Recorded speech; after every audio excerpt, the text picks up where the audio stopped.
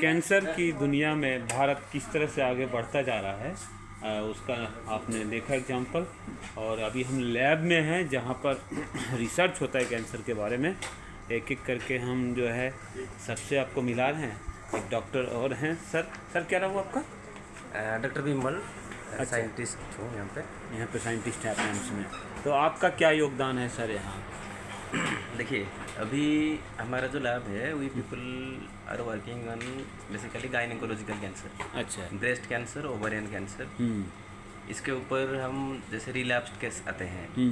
रिलैप्स्ड cases मतलब आप कोई भी कैंसर आता है विद इन 6 मंथ्स फिर कैंसर होता है। तो उसी का बायोमार्कर, उसी का मैकेनिज्म कैसे स्टडी करना है, अर्ली डिटेक्शन टूल कैसे डेवलप करना है, उसके ऊपर हम काम करते हैं। और नया कैंसर बायोमार्कर कैसे डिस्कवर हो, अर्ली बायोमार्कर टूल, उसके ऊपर हम काम करते हैं। इसके अलावा हम लंग कैंसर में भी काम करते हैं। जैसे अभी एक क्लिनिकल ट्रायल चलता है कि नया ड्रग कैसे बनाया जाए, उनको कैसे ड्रग रिपर्पोजिंग करके हम कैसे चीज़ें को टारगेट कर सके कैंसर को, उसके ऊपर हम काम। यानी यहाँ से रिसर्च होगा और पूरी दुनिया का इलाज होगा। जी। Myself, Dr. Sahar Kazi, working as a scientist भी under Dr. अशोक शर्मा।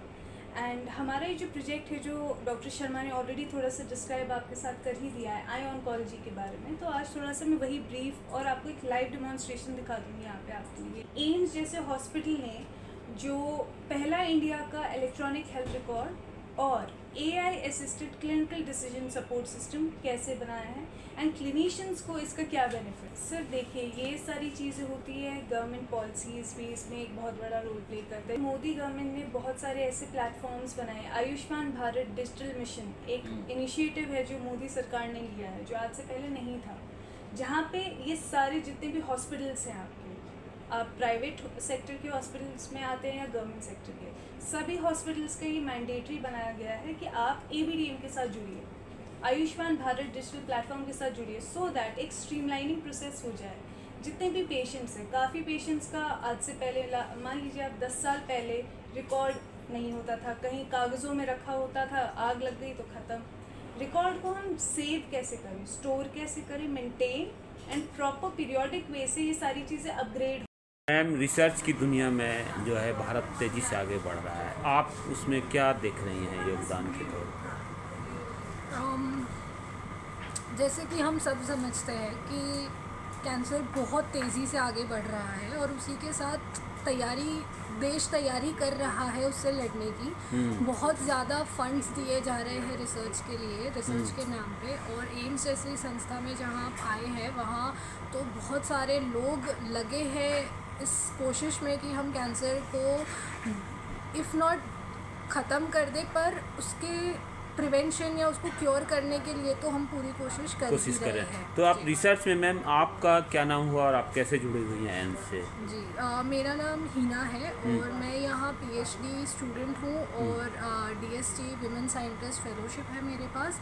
और मेरा काम स्पेसिफिकली ब्रेस्ट कैंसर पे है और हम कोशिश कर रहे हैं ये समझने की कि ऐसी क्या चीज़ें हो रही है शरीर के अंदर या ऐसे कौन सी चीज़ें इन्वॉल्व्ड है ब्रेस्ट कैंसर को आगे बढ़ाने में, उस कैंसर के डेवलपमेंट में या उसके प्रोग्रेशन में। तो मेरा ये काम है और कोशिश करेंगे कि हमें कुछ जवाब मिल जाए। हम लोग आशा करते हैं कि आप लोगों को जल्दी जो है ब्रेस्ट कैंसर को कम से कम ख़त्म करने में भारत से। जी बिल्कुल। भी यहाँ रिसर्च में हैं, तो क्या आपका क्या योगदान? पहले अपना नाम बताएं सर। मैं शुभदीप कुंडू हूँ। हाँ। मैं अभी सीनियर रिसर्च फेलो हूँ। अच्छा। एम्स दिल्ली में बायोकेमिस्ट्री डिपार्टमेंट में। तो जैसे कि सर ने बताया कि कैंसर एक बहुत बड़ी बीमारी है और आजकल बहुत तेज़ी से फैल रहा है। हम गायनेकोलॉजिकल कैंसर में काम करते हैं, मोस्टली ओवरियन कैंसर। तो क्या है, ओवरियन कैंसर का जो इंसिडेंस है ये सिटीज़, मेट्रो सिटीज़ वगैरह में बहुत हाई है, ज़्यादा है। हाँ, गाँव में कम है थोड़ा। हाँ, मतलब विथ ईयर्स वो वहाँ पे भी बढ़ रहा है। अच्छा, बढ़ रहा है वहाँ पे भी बढ़ रहा है। तो हम इसको कैसे टैकल कर सकते हैं, इस पे हम काम करते हैं। और कैसे, क्या मैकेनिज्म क्योर में ज़्यादा ध्यान देते हैं सर कि रोकने की दिशा में? मेरा जो काम है वो है कैसे वो हो रहा है। अच्छा। उस पर ध्यान देना कि क्या क्या चेंजेस हो रहा है एक सेल के अंदर, जैसे जहाँ से यानी जड़ पे ही काम कर रहे हैं, रुक जाएगा वो, कि वो वहाँ से वो कैंसर की तरफ जा रहा है। और दूसरा एस्पेक्ट जिस पे हम काम करते हैं वो है जब हम कैंसर किसी को हो जाता है उसके ऊपर केमोथेरेपी देते हैं, लेकिन केमोथेरेपी के बाद भी कैंसर फिर से होता है। अच्छा। तो क्या मैकेनिज्म है जिसके थ्रू वो कैंसर फिर से रिलैप्स करना ना हो, तो इस पे हम काम करते हैं। मोस्टली हम मॉलिक्यूलर एस्पेक्ट में देखते हैं कि सेलुलर बेसिस के अंदर क्या चेंजेस हो रहे हैं जिससे कैंसर प्रमोट हो रहा है और जो है उसका रेजिस्टेंस आ रहा है केमोथेरेपी में। मैं एम्स न्यू दिल्ली में सीनियर रिसर्च फेलो हूँ। मैं कैंसर इम्यूनोथेरेपी पे काम करती हूँ, क्योंकि specifically ovarian cancer. Ovarian cancer जो है उसका डिटेक्शन जो है लेट स्टेज पे होता है। तो क्या इंडिया में जैसे सर्वाइकल कैंसर की वैक्सीन आई हुई है, अगर ओवेरियन कैंसर की वैक्सीन होगी तो उसका वैक्सीनेशन होने के बाद उसका चांसेस कम हो जाएगा कि वो हो। इसीलिए हम लोग उस पर काम करते हैं। तो कैंसर में क्या होता है कि इम्यून सिस्टम जो होता है, प्रतिरक्षा क्षमता जो होती है वो कम हो जाती है। वो कैसे कम होती है कि जो हमारी बॉडी की सेल्स है वो कैंसर को रिकॉग्नाइज नहीं कर पाते हैं, क्योंकि कैंसर भी सेम तरीके की का इन्वायरमेंट क्रिएट करता है जिससे बॉडी उसको फॉरेन पहचान नहीं पाता है। तो हम एक ऐसी वैक्सीन लेके आ रहे हैं जो कैंसर को, ओवेरियन कैंसर को किल कर सके। फॉर इसका बेसिस है कि हमारी बॉडी में जो कुछ प्रोटीन एक्सप्रेस करते हैं जिनको हम कैंसर टेस्टिड एंटीजन बोलते हैं, वही जो जाके क्या करेंगे उस कैंसर को किल करेंगे। Just because of cancer testis antigen जो है वो बाहर का पार्टिकल है, वो जाके उसको रिकॉग्नाइज करेगा और किल करेगा उस पर्टिकुलर ट्यूमर। तो खाद्य पदार्थों में जो मैम आया है बदलाव, क्या इसका असर हो रहा है इन बीमारियों? हाँ, खाद्य पदार्थों का बदलाव तो मेजर कॉज है ही, साथ ही साथ जो दिनचर्या है आजकल, जो फीमेल का वर्क लाइफ बैलेंस, स्ट्रेस, वो उसका मेजर कॉज है। Major cause. जल्दी ही हम इस पे निदान पालेंगे। हाँ बिल्कुल, कोशिश तो यही है हम सबको मिलकर कि इसको सॉर्ट आउट करें। कैंसर की दुनिया में भारत किस तरह से आगे बढ़ता जा रहा है उसका आपने देखा एग्जाम्पल। और अभी हम लैब में हैं जहाँ पर रिसर्च होता है कैंसर के बारे में। एक एक करके हम जो है सबसे आपको मिला रहे हैं। एक डॉक्टर और हैं। सर क्या रहा आपका? डॉक्टर विमल, साइंटिस्ट हूँ यहाँ पे साइंटिस्ट है एम्स में। तो आपका क्या योगदान है सर यहाँ? देखिए, अभी हमारा जो लैब है we people are working on basically gynaecological cancer. अच्छा। Breast cancer, ovarian cancer. इसके ऊपर हम जैसे रिलैप्स्ड केस आते हैं। रिलैप्स्ड केसेस मतलब आप कोई भी कैंसर आता है विदिन 6 मंथ्स फिर कैंसर होता है। तो उसी का बायोमार्कर, उसी का मैकेनिज्म कैसे स्टडी करना है, अर्ली डिटेक्शन टूल कैसे डेवलप करना है, उसी के ऊपर हम काम करते हैं। और नया कैंसर बायोमार्कर कैसे डिस्कवर हो, अर्ली बायोमार्कर टूल, उसके ऊपर हम काम करते हैं।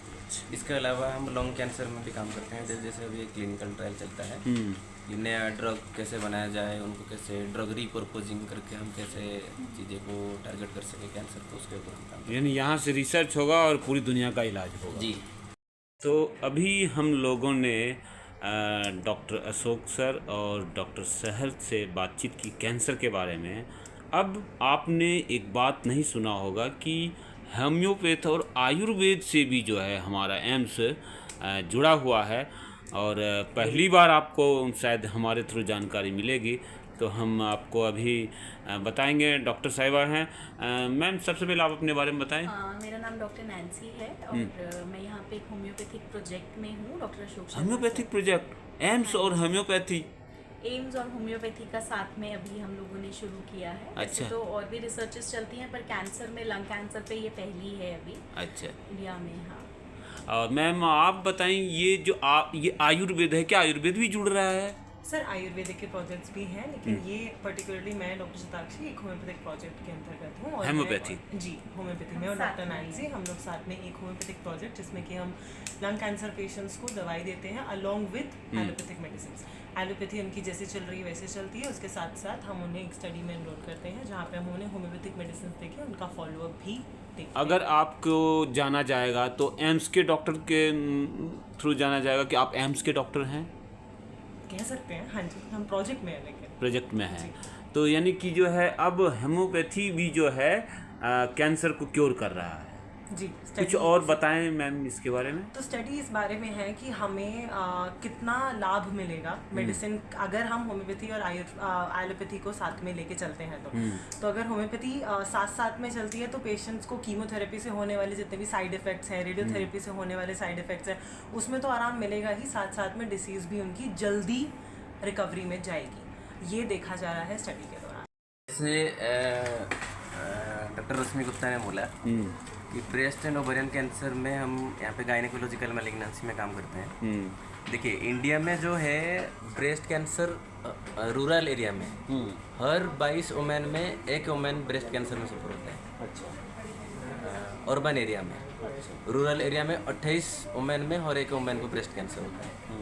और ब्रेस्ट कैंसर जो है major cause of morbidity and mortality, women में सबसे ज़्यादा इंसिडेंस होता है ब्रेस्ट कैंसर। उसके बाद आपका आ जाएगा सर्विकल कैंसर, ओरल कैंसर, फिर ओवेरियन कैंसर। अभी जैसे सर्विकल कैंसर का वैक्सीन आ गया है, मतलब आप 11-12 साल से लेकर 45-50 उम्र तक आप वैक्सीन ले पाएंगे।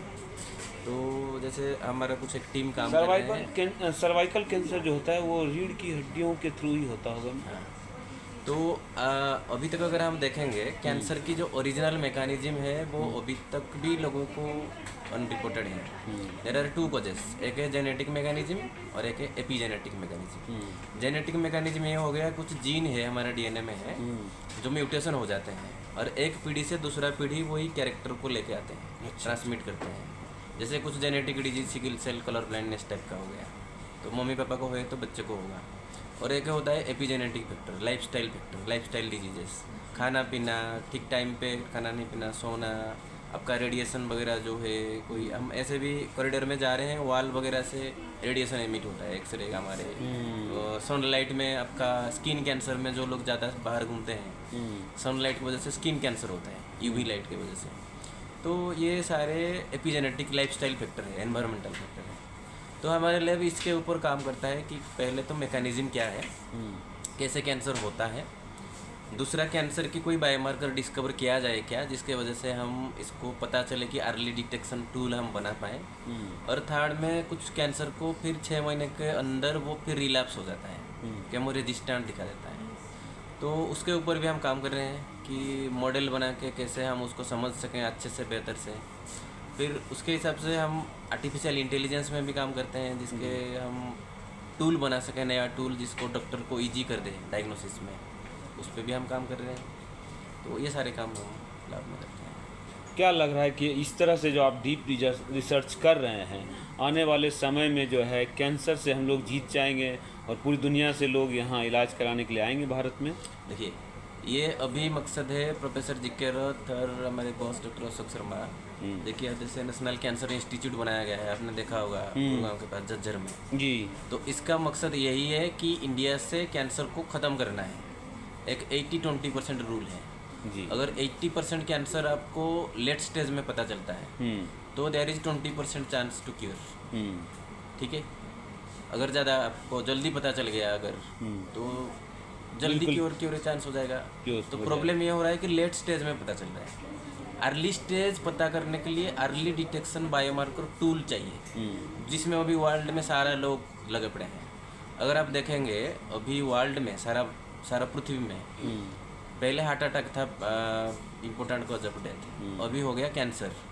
Cancer is the 80% cause of death for people in world, और 80% वैज्ञानिकों दुनिया में काम कर रहे हैं कैंसर में।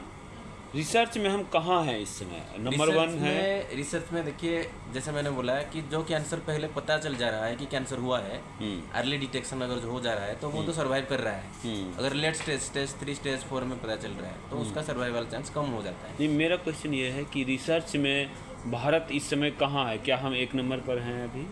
नहीं, अभी भारत अभी पहले देखिए, अगर आप फिर इसमें एक इंटरेस्टिंग चीज़ आ रहा है, अगर हम प्री हिस्टोरिक टाइम पे जाएं, हमारी पूर्वजों मुनि ऋषि के टाइम में जो भस्म से लेके बहुत सारी चीज़ें बनाते थे, साइंस की, सर्जरी की, कैंसर की ट्रीटमेंट, हर टाइप का ट्रीटमेंट का मदरलैंड है भारत पृथ्वी में जी। लेकिन बाहर लोगों ने जो भी है इसका चीज़ों को चुरा कर लेके उन्होंने जो भी आज भी किया, तो वो आगे चले गए, हम पीछे रह गए। इसका जिक्र जो है कश्मीर में कोई पुरानी बुक है, मुझे याद नहीं आ रहा, पूरा एकदम वहाँ सही, ऋषि मुनियों ने उसमें जिक्र है आयुर्वेद। आपका जिक्र एकदम सही है। कश्मीर भारत का भूस्वर्ग बोला जाता है पृथ्वी का, भारत का भी। उसी में सारे ज्ञान कैंसर से लेकर एवरी डिजीज का ट्रीटमेंट है। अब उसी चीज़ को वेस्टर्न पॉपुलेशन चुरा के लेके उन्हीं वो भी जो मेथड किया, लेकिन अभी भारत कोशिश जारी है वो दौर को फिर से वापस लाए। इजराइल, अमेरिका, चाइना के बाद अभी इंडिया आगे फॉरवर्ड लीड कर रही है कैंसर रिसर्च में। अभी भी बेटर दिख रही है। जल्दी हम वो पुराना दौर वापस ले आएंगे, कोशिश जारी है। हैं हमसे बात करेंगे। सर आपका नाम सर? मेरा नाम संतोष कुमार है। अच्छा। और मैं ब्रेस्ट कैंसर पे वर्क कर रहा हूँ। ब्रेस्ट कैंसर पे। तो सर ये ब्रेस्ट कैंसर जो है ये महिलाओं में मतलब क्या लग रहा है कि मतलब एक अभिशाप जैसा हो गया है, तो इससे कैसे दूर हो और कैसे बचा जाए? एक्चुअली अभी तो जैसे ब्रेस्ट कैंसर क्यों होता है, कोई भी कैंसर क्यों होता है, उसका जो रीजन है वो अभी डिबेटेबल है। बहुत सारे म्यूटेशन की वजह से भी होता है, एनवायरमेंटल फैक्टर्स हैं और फैमिली बैकग्राउंड है, फैमिली जेनेटिक्स, ये सब कैंसर को इन्फ्लुएंस करते हैं। तो अभी तो करेंटली हमारे पास जो ट्रीटमेंट ऑप्शन है उसमें कीमोथेरेपी है, रेडियोथेरेपी है, जो हम यूज करते हैं ट्रीटमेंट में। अच्छा, प्रदूषण का भी कुछ कारण है इसका सर? हाँ, प्रदूषण का रीजन है, एनवायरमेंटल फैक्टर ऑब्वियसली अफेक्ट करते हैं। एनवायरमेंटल फैक्टर्स हैं जिसमें, और इन सारे पर रिसर्च हो रहा है। आशा करते हैं कि हम कैंसर ट्रीटमेंट में नंबर 1 बनेंगे दुनिया में। एम्स का कल्चर रूम है, यहाँ पर रिसर्च से जुड़ी हुई छोटी छोटी बातें जो है जो पता की जाती है, फिर उनको सेव किया जाता है और फिर उसका यूज किया जाता है। ये आप ये देखिए, यहाँ पर रिसर्च होता है, छोटी सी छोटी चीज़ों, बारीक से बारीक चीज़ों को यहाँ पर जो है रिसर्च के थ्रू स्टोर किया जाता है और फिर कैंसर से लड़ने में इनकी मदद ली जाती है। आप भी जुड़े हुए हैं रिसर्च से, तो क्या लग रहा है कि कैंसर को कैसे हम लोग जीत पाएंगे इससे? जी, मेरा नाम प्रथम कौशिक है। मैं एम्स के अंदर रिसर्च इंटर्न हूँ और मैं भी काम जो कर रहा हूँ आई ऑन्कोलॉजी प्लेटफॉर्म पे है, क्योंकि मेरी जो मास्टर्स है मास्टर आर्टिफिशियल इंटेलिजेंस इन मेडिसिन। तो हम AI का मदद कैसे लिया जा सकता है कैंसर को डिटेक्ट करने में, पर्सनलाइज ट्रीटमेंट देने पे, और उसको जो हमारी थेरेपी है, रेडिएशन है, कीमो है, तो उसको कैसे इफेक्टिव बनाया जा सके पर्टिकुलर पेशेंट के लिए। हम सभी इंडिविजुअल हैं, हम सबका जेनेटिक मेकअप अलग अलग है, तो कैसे किसी पे जैसे कोई थेरेपी ज़्यादा इफेक्ट आ रही है, किसी पे नहीं आ रही है, तो हम कैसे AI की मदद ली जा सकती है जिससे हम पता लगा सकें कि ये ट्रीटमेंट प्लान, ये इस इंसान के लिए ये मेडिकेशन सही है। अच्छा। एडवर्स इफेक्ट कम आएंगे, हमारा रिस्पॉन्स टाइम बढ़ेगा, जो पेशेंट्स हैं उनकी क्वालिटी ऑफ ट्रीटमेंट बढ़ेगा, पेशेंट भी खुश, डॉक्टर भी खुश, और जो है इस तरह से हम जीत जाएंगे एक दिन कैंसर की लड़ाई को। रिसर्च बहुत तेज़ी से आगे जा रहा है एम्स का मेडिसिन की दुनिया में, तो क्या लग रहा है कि कैंसर को हम लोग बीट कर पाएंगे अब? जी, ज़रूर करना चाहिए। जैसे कि हम सारे कोशिश कर रहे हैं, हम सारे इसी डायरेक्शन में कोशिश कर रहे हैं कि कैंसर को जितना जल्दी पॉसिबल हो पाए और फिर या फिर जितना दूर तक पॉसिबल हो पाए, या तो हम प्रिवेंट कर पाए या उसको अर्ली डिटेक्ट कर पाए, सो दैट जो हमारे पेशेंट है, इतने सारे पेशेंट जो सफ़र कर रहे हैं कैंसर जैसी बड़ी बीमारी से, वो उतना जल्दी बेनिफिशियल हो पाए। तो सबकी कोशिश यही रही है। आप अपने बारे में बताएं कि कैसे, आपका क्या योगदान है? जी, मेरा नाम अलीशा है और मैं एम्स में डिपार्टमेंट ऑफ बायोकेमिस्ट्री में PhD स्कॉलर हूँ। तो मेरा काम बेसिकली ओवरियन कैंसर पे है। ओवरियन कैंसर एक ऐसा कैंसर है जो फीमेल्स के केसेस में बहुत ज़्यादा रिस्पॉन्सिबल है कैंसर रिलेटेड डेथ के लिए। एंड ये इसीलिए होता है क्योंकि ओवरियन कैंसर का कोई स्पेसिफिक सिम्टम्स एज सच नहीं होता, जिसके वजह से वो अर्ली डिटेक्ट नहीं हो पाते। इसके वजह से पेशेंट को पता ही चलता है जब कैंसर लेट स्टेज में हो रही है, और फॉर दैट ट्रीटमेंट उतनी बेनिफिशियल नहीं होती, एट द रिजल्ट वो डेथ में कंक्लूड होता है। तो हम आशा करें कि आपका जो ये कंबाइंड है प्रयास, इससे बहुत जल्दी जो है हम नंबर 1 बनेंगे। यही रही है कि हम ओवरियन कैंसर को फीमेल्स में जितनी जल्दी पॉसिबल हो डिटेक्ट कर पाए, सो दैट पेशेंट्स को उतनी बेनिफिट हो ट्रीटमेंट के ऑप्शंस में, और डेथ रेट को हम ज़्यादा से ज़्यादा हद तक रिड्यूस कर पाए। ठीक। मेरा नाम संजू शर्मा है और मैं यहाँ पीएचडी स्टूडेंट हूँ और मैं आर्सेनिक कंटामिनेशन के ऊपर, हैवी मेटल होता है आर्सेनिक कंटामिनेशन के ऊपर काम कर रही हूँ ओवेरियन कैंसर में। अच्छा, ये आर्सेनिक किन किन चीज़ों में होता है जिससे जो है ये कैंसर में बढ़ावा देता है? देखिए, आर्सेनिक जो होता है वो हमारे जमीन के अंदर पाया जाता है, मिट्टी के अंदर पाया जाता है, पानी में भी होता है पानी के अंदर, जमीन के अंदर पाया जाता है और ये कहीं भी पाया जा सकता है। अर्थ में जगह जगह पे इसके सोर्स होते हैं, जहाँ जहाँ पे ये पाया जाता है उससे ये वाटर को कंटामिनेटेड करता है, सॉइल को कंटामिनेटेड करता है। देन उसके बाद में फिर ये हमारे खाने की चीज़ों में पानी के थ्रू हमारी बॉडी में जाता है। और आजकल ये एयर में भी होता है आर्सेनिक। अधिकतर ये जो इंडस्ट्रीज वगैरह में काम होता है, जो बायोलॉजिकल वर्क किया जाता है, जैसे कोई भी प्रोडक्ट, बायोलॉजिकल प्रोडक्ट बनाया जाता है, लाइक जैसे खाने पीने की चीज़ें बनाई जाती हैं, कॉस्मेटिक्स बनाया जाता है और कोई भी शाइनिंग वाली स्पेशली चीज़ें बनाई जाती है, चमक वाली जो चीज़ें होती हैं उसमें आर्सेनिक का इस्तेमाल किया जाता है। तो इससे लोग जो है इफेक्टिव होते हैं। इसकी जो हाई डोज होती है वो हमारे शरीर में स्लोली, धीरे धीरे इंड्यूस होती है और उसके बाद में हमारे शरीर में ये कैंसर पैदा करती है।